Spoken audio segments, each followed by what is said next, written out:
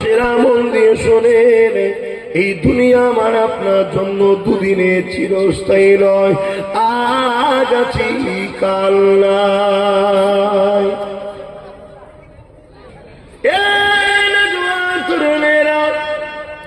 আল্লাহ আমাকে আপনাকে দুনিয়ায় পাঠিয়েছে, আমাকে আপনাকে পরীক্ষা নেবার জন্য পাঠিয়েছে।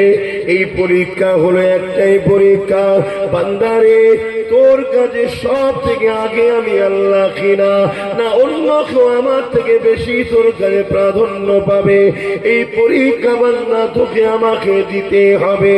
আমি আল্লাহ তোকে বানালাম, আমি আল্লাহ তোকে আশরাফুল মাখলুকাত করলাম, আমি আল্লাহ তোকে দুটো চোখ দিলাম, আমি আল্লাহ তোকে দুটো হাত দিলাম, আমি আল্লাহ তোকে দুটো পা দিলাম, আমি আল্লাহ পা তোকে কিডনি দিলাম, আমি আল্লাহ তোকে আশরাফুল মাখলুকাত করে দুনিয়া জমিনে পাঠিয়েছি। ওরে আমার বান্দা বান্দি রে, আমি আল্লাহ তোর কাছে কতটা পেয়ারা, এই ভালোবাসার পরীক্ষা তোরা আমাকে দে। আমি আল্লাহ তোদেরকে পরীক্ষা নেব, এই পরীক্ষা আল্লাহ সবাইকে নিয়েছে। এই পরীক্ষায় যারা সব কিছুর থেকে বেশি আল্লাহকে গুরুত্ব দেবে, আল্লাহ পাককে প্রাধান্য দেবে, আল্লাহর মহব্বত সব কিছুর উপরে হবে, আমার আল্লাহ তাদেরকে পেয়ারা বান্দা বান্দি ঘোষণা দিয়ে তাদের জন্য পুরস্কার হিসাবে আল্লাহ পাক জান্নাত রেখেছে। আরো জোরে বলুন সুবহান। এই দুনিয়ায় আপনি আল্লাহর পক্ষে থাকলেও আল্লাহ খাওয়াবে, বিরোধী করলেও আল্লাহ খাওয়াবে। কেন? তিনি নিজেদেরকে দায়িত্ব দিয়েছে, যা তাদেরকে আমি পালন করব। রব্বুল আলামিন। এই দুনিয়াটা হলো পরীক্ষার জায়গা। তবে মনে রাখবেন, আল্লাহ যাকে যত ভালোবাসে তাকে তত দুনিয়াতে আবার কঠিন পরীক্ষা নেয়, কষ্টটা দুনিয়াতে বেশি দেয়। দেখতে চায় এবং দেখাতে চায় যে আমার প্রেমিক যারা হয় তারা নিজের খুশিটাকে খুশি মনে করে না, আমি আল্লাহ আমি যাতে খুশি তাতে খুশি তারা। তাই তো নাকি? প্রেম কাকে বলে? ভালোবাসা কাকে বলে?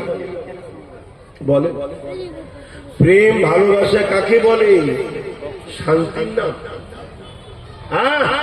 প্রকৃত ভালোবাসা প্রেমের অর্থ হলো আমি যাকে ভালোবাসি, যাকে প্রেম করি, তার জন্য নিজেকে জ্বলিয়ে পুড়িয়ে একেবারে নিঃশেষ করে দেওয়া, শেষ করে দেওয়া তার জন্য, এটাই হলো প্রকৃত প্রেম। জোরে বলুন সুবহানাল্লাহ। আমরা আল্লাহকে ভালোবাসি তো নাকি? নবীকে ভালোবাসি তো নাকি? এই ভালোবাসাটা কেমন হবে তাহলে? ভালোবাসা কাকে বলে? আমার হাসিটা হাসি নয়, তার হাসিটা হাসি। আমার পছন্দটা পছন্দ নয়, আমার ভালো যাকে বাসি তার পছন্দটা পছন্দ। আমার ইচ্ছাটা ইচ্ছা নয়, যাকে ভালোবাসি তার ইচ্ছাটা ইচ্ছা। কি বলা হয় প্রেম। বুঝাতে পারছি? হ্যাঁ, আল্লাহ পরীক্ষা নেবে যে তোরা আমাকে ভালোবাসিস বলিস, দেখ আমার ভালোবাসার মানুষ কারা, তোরা কারা। পরীক্ষা নিয়েছে, সেগুলো আমাদের কাছে মডেল হিসাবে রেখেছে যে প্রেমিক এরকম হয়।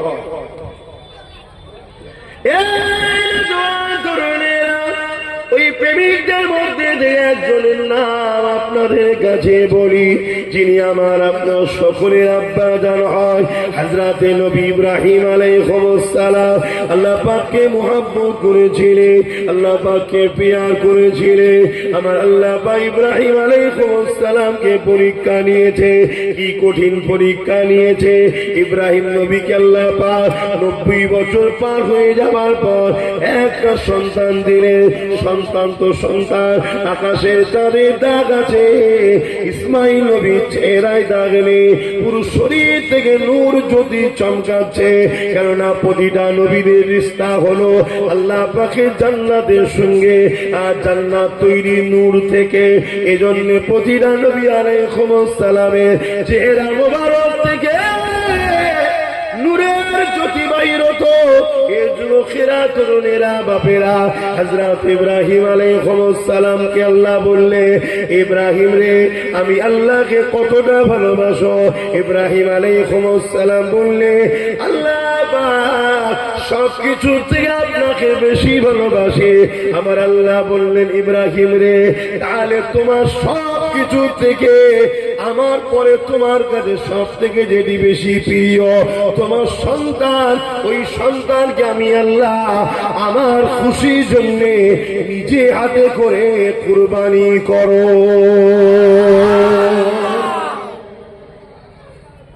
পরীক্ষা দেখছেন? আপনাকে পরীক্ষা নিয়েছে এত কঠিন কি গো? আপনাকে বলেছে দৈনিক 5 বার আমার কাছে আয়, আমাকে রুকু সেজদা দে, তাতেই ফেল, তাতেই ফেল আমরা। আর ইব্রাহিম আলাইহিস সালাম আল্লাহ বলছে, ইব্রাহিম এত ইন্তজারের পর 90 বছর বয়সে পার হয়ে যাওয়ার পর সন্তান, কত মায়ার সন্তান। আর সন্তান তো সন্তান, সন্তানটাও তো নবী। আল্লাহ বলছে নিজে হাতে করে জবাই করো, আমাকে ভালোবাসো বলো, আমার কাছে তোমার ছেলে আগে না আমি আগে? এটা হলো পরীক্ষা। আর আল্লাহ আমাদেরকে বলছে কি, বছরে একটা মাস রোজা রাখ, সকাল ফজর থেকে নিয়ে সন্ধ্যা পর্যন্ত কিছু খাবি না। শুনছেন? যে আল্লাহ তোমাকে আমাকে 11টা মাস খাওয়ালো দিনটা, সেই আল্লাহ একটা মাসে দিনটা শুধু খেতে মানা করেছে। আমরা কত আল্লাহকে ভালোবাসি যে আল্লাহর এই সামান্যটুকু হুকুমও আমরা মানতে পারি না। শুনছেন? এটা কি প্রেমটা হলো? এটা পরীক্ষা তো আল্লাহ, যে ভালোবাসিস বলিস তা একটা মাসের হাফ দিনের বেলাটা খাবি না। আর কারণ যদি জানতে চাও, আল্লাহ বলছে এই রোজা তোমাদেরকে ভেতর থেকে মজবুত শক্তি করে নতুন ভাবে আবার আপডেট করে দেয়। জোরে বলুন সুবহানাল্লাহ। যেমন মোবাইলে ভাইরাস ঢোকে, ভাইরাস কোম্পানিতে নিয়ে যায়, কোম্পানি অ্যান্টি ভাইরাস মারে, মারার সাথে সাথে পুরো মোবাইল নতুন হয়ে যায়। কি রে, হয়তো নাকি? হ্যাঁ, আমরা 11 মাস খাচ্ছি, কত রকম ব্যাকটেরিয়া, পয়জন, নানা রকম কিছু আমাদের শরীরে ঢুকছে। এই একটা মাস রোজা হলো আমাদের জন্য অ্যান্টি ভাইরাস সিস্টেম, নতুন করে শরীরকে, কিডনি বলো, হার্ট বলো, এমন করে সব কিছুকে আপডেট করে আল্লাহ নতুন করে আবার শক্তি জুগিয়ে আমাদেরকে আপডেট করে দেয়। জোরে বলুন সুবহানাল্লাহ। আল্লাহ ভালোবাসেন আমাদের, কিন্তু আমরা আল্লাহর জন্য রাখি রোজা? রাখেন তো নাকি? পরিসরের মানুষ রোজা রাখবে। বেরোজাদার কিয়ামতের দিনে গাধার মতো চিৎকার করতে করতে জাহান্নামে ঢুকবে। খুব সাবধান। এত দুনিয়া এটা উপকার আছে। মেডিকেল সায়েন্সও বলছে, মেডিকেল সায়েন্সও বলছে ক্যান্সার থেকে রক্ষা পেয়ে তার জন্য সব থেকে উত্তম পন্থা হলো 16-17 ঘন্টা একটানা 25-30 দিন না খেয়ে থাকা। তাহলে ক্যান্সারের ফুকাগুলো, কোষগুলো, জামগুলো মারা যাবে। শুনছে? রোজা রাখবেন, খবরদার, আল্লাহ পরীক্ষা নিবে। বাবেরা, নওজোয়ান, তরুণেরা, হযরত ইব্রাহিম আলাইহিস সালামকে আল্লাহ পরীক্ষা নিলেন। ইব্রাহিম নবী আল্লাহ পাকে পরীক্ষায় পাস করেছে না ফেল করেছে? জোরে বলুন। আল্লাহ পাককে বুঝিয়ে দিলেন, আল্লাহ পাককে জানিয়ে দিলেন, ও রব্বি আল্লাহ পাক, আমি ইব্রাহিম, আমার কাছে আমার সন্তানের থেকে আপনি আমার কাছে বেশি পিয়ারা।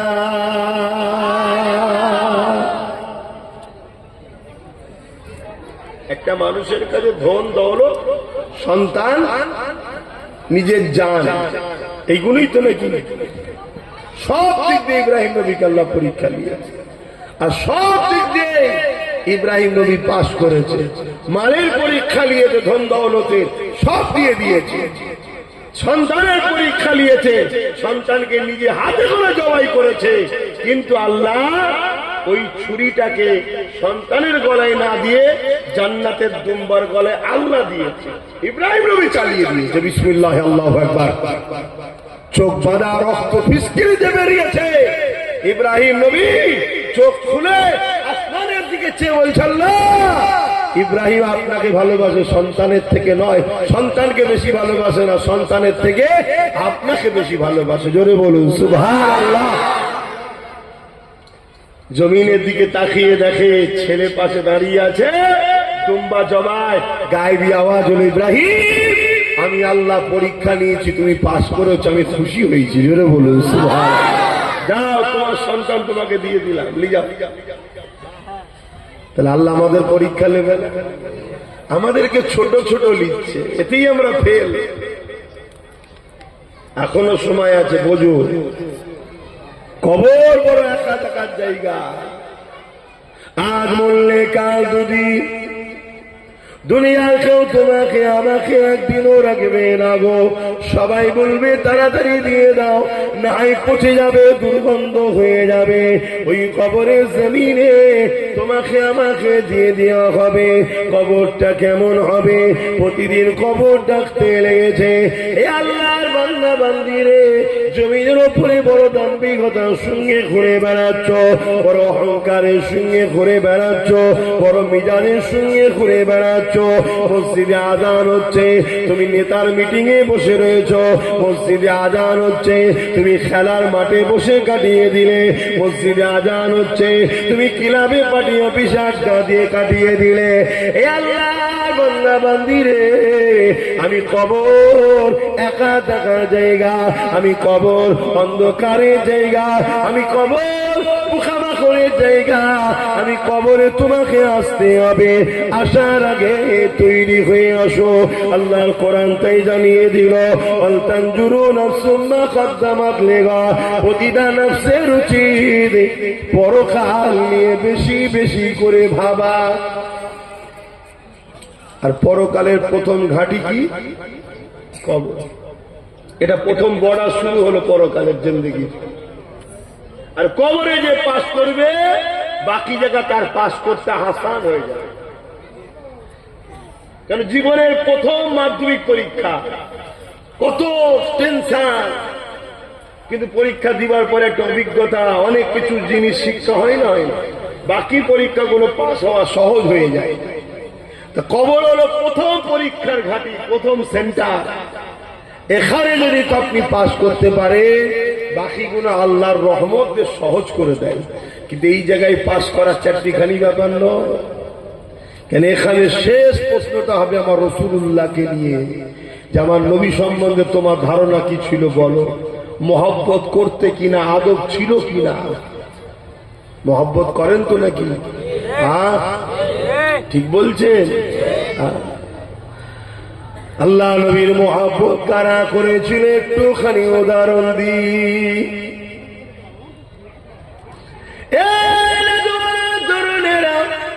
আল্লাহ নবী নবীকে মহব্বত করেছিলেন।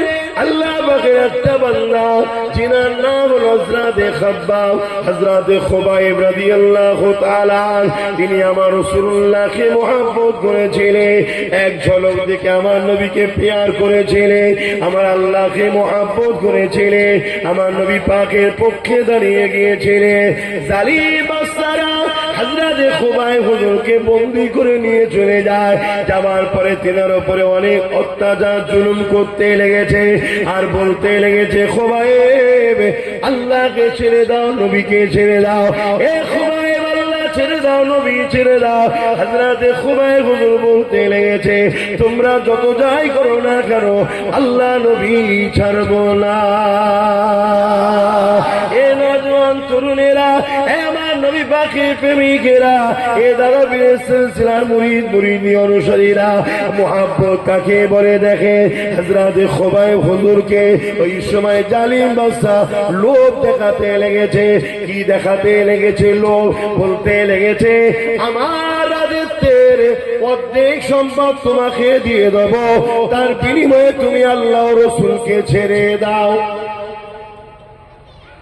অর্ধেক সম্পদ দেবে বলছে এটা দেশে। হযরত খুবাইব হুজুর ছেড়েছিলেন? আর জোরে বলছেন না কেন? আর আমরা তো মহব্বত করি বলি, আমরা মসজিদ, মাদ্রাসা, কবরস্থান, ঈদগাহ, খানকার ধ্বংস করা পয়সা আমাদেরকে 1000 2000 দিলে আল্লাহ রাসূলের পক্ষে থাকি আমরা?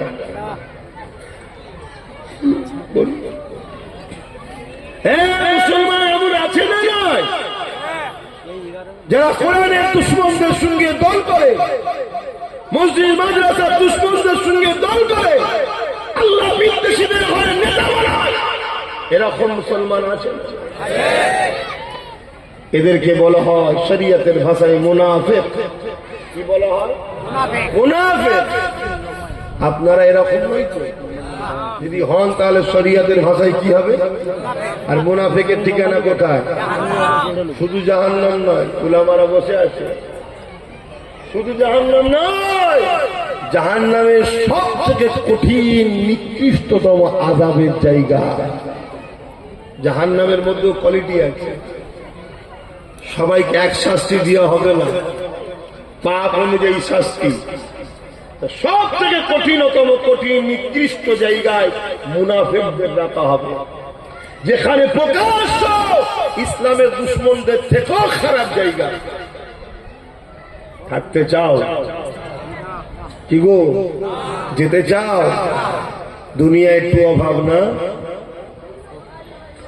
তুমি একবার ভেবে দেখেছো দুনিয়ায় তুমি 50 60 70 বছর অভাবী কষ্ট করছো, আর কিয়ামতের দিন ধনীদের থেকে 500 বছর আগে জান্নাতে তো গরিবরা যাবে? জোরে বলুন সুবহানাল্লাহ।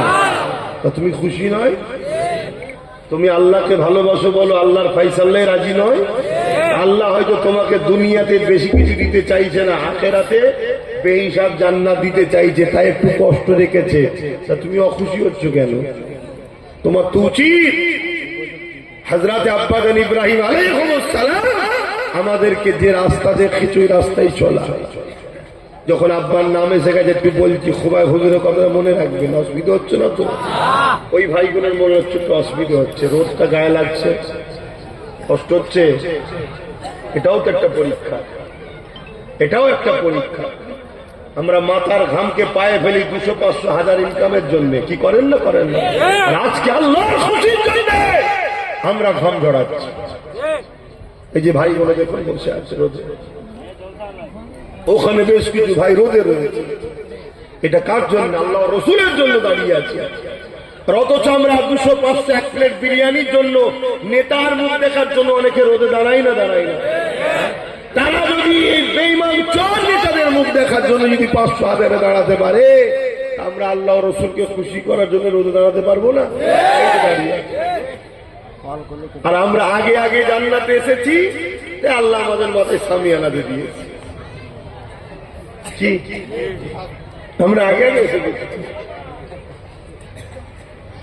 আল্লাহ আমাদের সবাইকে একসাথে যেন পরকালে জান্নাত দেয়, বলুন আল্লাহুম্মা আমিন। তাহলে কত ভালো হবে। আমি জান্নাতে গেলে তোমরা খুশি হবে না? সব দেখা হবে, আমাদের ভাইজান এসছে, বাবাজি এসছে, কি? আর তোমরাও জান্নাতে গেলে আমিও খুশি হব। সব চিনি মুখ চিনা মানুষ, আরে এই দেখো বাঁকুড়ার লোক এসেছে, পুলিশের লোক এসেছে। আল্লাহ যেন একসাথে জান্নাতে দেয়, বলুন আল্লাহুম্মা আমিন। জান্নাত দেবার শখ আছে তো? শুধু দুটো কথা মাথায় রাখবেন, যদিও ভুল হয়ে যায় তওবা করা ভুলবেন না। যদিও ভুল হয়ে যায় তওবা করতে ভুলবেন না। দ্বিতীয় নম্বর হলো গুনাহ মাপ আছে, বেঈমানের মাপ নাই। নবীর বিরুদ্ধে, ওলিদের বিরুদ্ধে ইসলামের কোন ক্ষতিকারক তাদের সাথ দেবেন না। মনে রাখবেন তো? এই দুটো কথা মনে রাখবেন। ইনশাআল্লাহ মাপধর খেয়ে হলো একদিন না একদিন জান্নাতে ইমানদাররা যাবেই। জোরে বলুন সুবহানাল্লাহ। শর্টকাটে বলছি, কেন সব ব্যস্ত মানুষ, কমসে কম এই দুটো জিনিস মাথার মধ্যে রাখবেন। আর যদি বেহিসাব জান্নাতে যান তাহলে এক কথাই নবী, মা আতাকুমুর রাসূল ফাখুযুহু ওয়া মা নাহাকুম আনহু ফান্তাহু। রাসূল যা আদেশ করেছে মেনে নাও, যা নিষেধ করেছে ছেড়ে দাও। বেহিসাব গরিবে নওয়াজের কাতারে, গৌস পাকের কাতারে, দাদা হুজুরের কাতারে হাসতে হাসতে জান্নাত চলে যাবে। জোরে বলুন সুবহানাল্লাহ। আমি আব্বাজান ইব্রাহিম আলাইহিস সালামের কথা বলতে যাচ্ছি, একবার দরুদ শরীফ পড়ে নেন। আল্লাহুম্মা